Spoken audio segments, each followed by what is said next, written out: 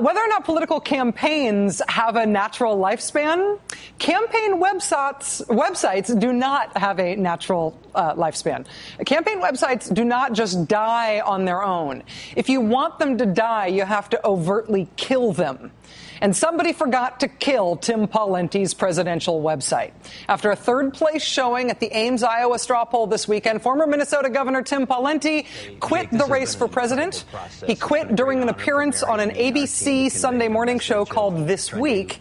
But if any of the more than 300 million Americans who don't watch that show on any given Sunday missed that announcement and were still interested in Tim Pawlenty and went to Tim Pawlenty's website today, you would not have known from that website today that Mr. Pawlenty had left the race. This is what Tim Pawlenty's official website, timpawlenty.com, looks like right now. Pawlenty 2012, and the big bold slogan, tomorrow begins today. Our morning in America, our new beginning. Our road to tomorrow begins today. Right here, right now. Tomorrow begins today. Technically speaking, tomorrow ended yesterday for Governor Pawlenty. Today even ended yesterday, but somebody maybe forgot to inform the webmaster, as well as whoever tweets in Mr. Pawlenty's name. Quote, congratulations to Representative Bachmann on her win. Our campaign needed to show progress, and we did. I'm eager for the campaign ahead. And then he quit. There will, in the end, be no campaign ahead for Tim Pawlenty. He is out of the race. But whether or not you think Tim Pawlenty was going to win the nomination, whether or not you think Tim Pawlenty was going to win the presidency, Tim Pawlenty is out of the race for a reason that, statistically speaking, makes no sense. First of all, Tim Pawlenty initially said if he finished anywhere better than sixth at the Ames, Iowa straw poll, he would see that as a victory and he would stay in the race. He ended up finishing third, but he dropped out anyway. Second of all, the decision point for him here was the Ames, Iowa straw poll. Basing a decision about whether or not to continue a presidential campaign on the results of the Ames, Iowa straw poll is a little bit like basing that kind of a decision on who's going to win a game of bingo. If you can afford to only play one bingo card and you're playing against somebody else who just bought 50 bingo cards, the 50 bingo cards person is more likely to win. Yes, there is some chance and maybe some skill involved. Listen closely. But basically, you need a first grader's understanding of math in order to understand the predictive odds here. And that's essentially how the Ames straw poll works. It costs money to vote.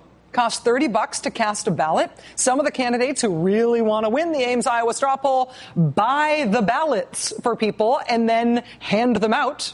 So the people to whom they hand out the ballots will vote for them. That's how you win the Ames, Iowa straw poll. You spend money to do it. Michelle Bachmann, who won the straw poll this weekend, reportedly purchased 6,000 $30 tickets.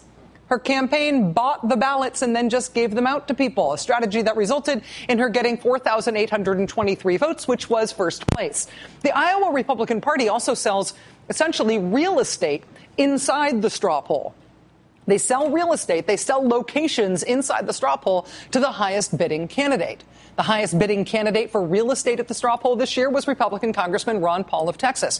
His campaign paid $31,000 for the best placed, largest, most desirable booth location at the straw poll. And Ron Paul, in correlation with his willingness to spend that kind of money at Ames, came in second in Ames. He was just 152 votes behind Michelle Bachmann. Now, did those results represent organic, statistically significant grassroots support for the candidacies of Michelle Bachmann and Ron Paul among Iowa Republicans, broadly speaking? Maybe. Bingo! But they also might just represent the fact that those two campaigns are good at winning a racket like this. And it is a racket. And actually, the sort of refreshing thing about the Ames, Iowa straw poll is that the people who are making money off this racket, the Iowa Republican Party, fully admit that it is a racket that is just designed to make them money. After the second ever Ames straw poll back in 1987, the Iowa Republican Party's finance director said, quote, the Iowa straw poll was devised as a fundraising gimmick for the state party and nothing more than that. The current chair of the Iowa Federation of College Republicans says the straw poll is, quote, primarily a fundraiser. So good for Iowa Republicans. that they admit it and that they have figured out this way to make this money. It makes a ton of money for their state party. And frankly, good for the local community in Ames, Iowa. This fundraiser pumps a lot of money into the local economy every time there is one of these gimmicky fundraisers. But based on the way the Beltway media handles the Ames straw poll, you might surmise that the Ames straw poll has some predictive power. That seeing how people do at this pay-to-vote rigged fundraiser bingo game is going to tell you who's going to win the Iowa caucuses, and that who wins the Iowa caucuses will tell you who's going to win the presidential nomination. That is a great storyline, and it justifies a lot of very exciting coverage. It does not, however, happen to be true.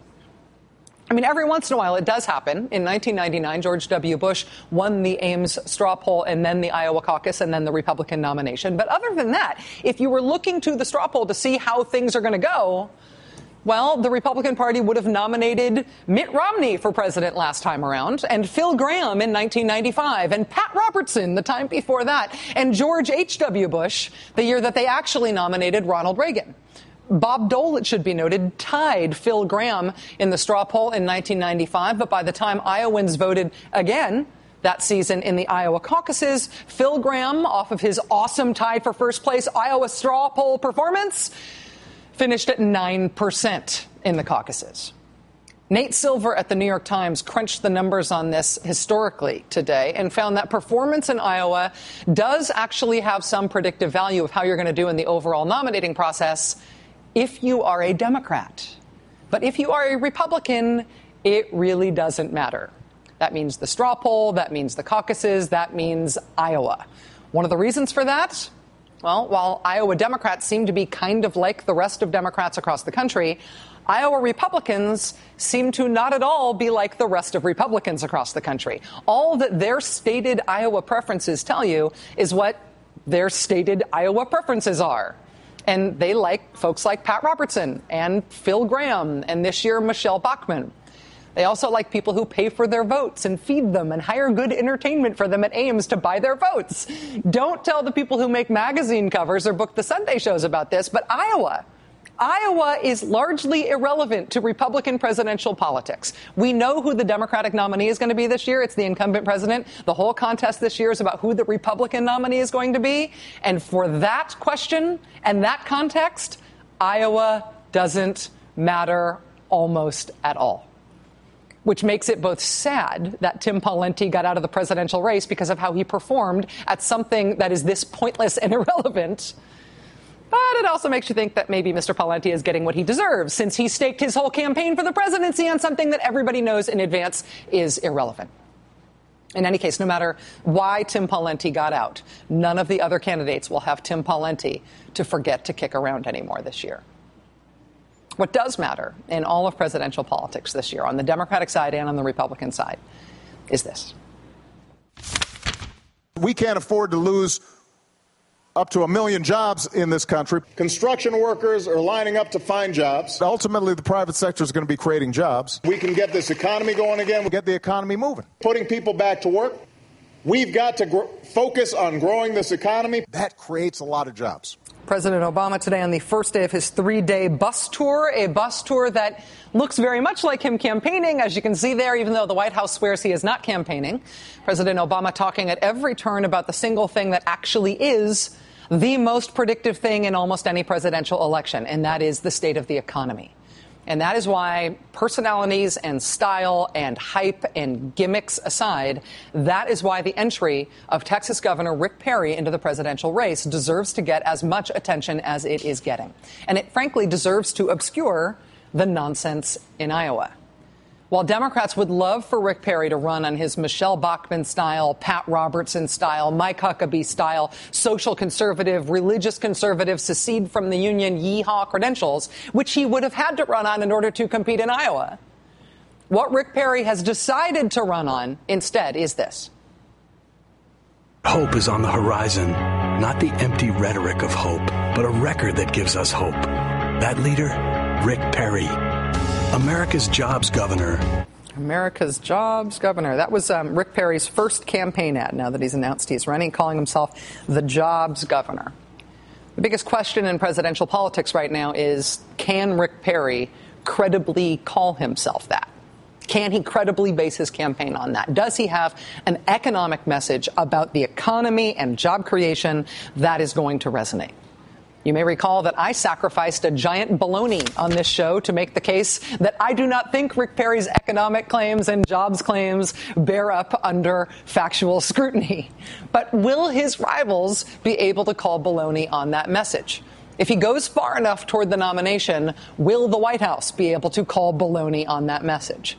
And beyond that, if the effect of us trying to come out of the Great Recession is not just that we as a country are very upset and worried about unemployment in our economy, but we are also upset and worried about our future and about what we can count on in tough times that we are pretty sure are sticking around for a while. Here's the next presidential politics question.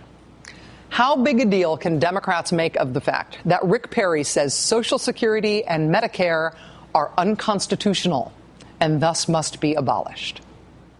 Howard Dean joins us next.